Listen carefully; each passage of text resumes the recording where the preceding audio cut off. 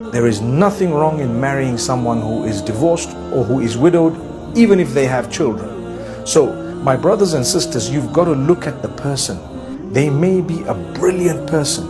And many times, those who are divorced actually have a little bit of experience in relationships. So they would be a much more refined person many times. And this is something that people don't consider. I know in many cultures, the minute they say this woman is divorced, the parents are not even interested in their child marrying this person.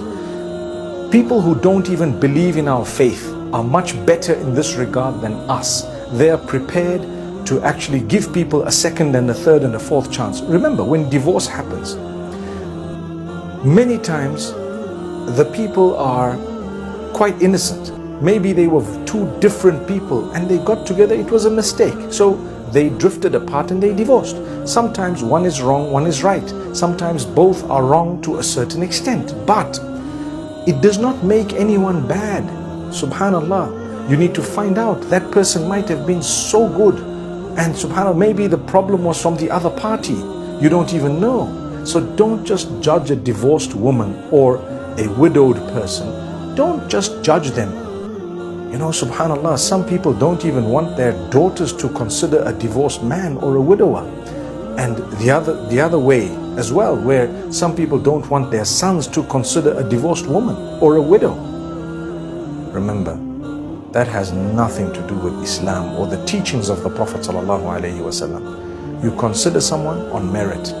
And at times, these women who are divorced or widowed are amazing women.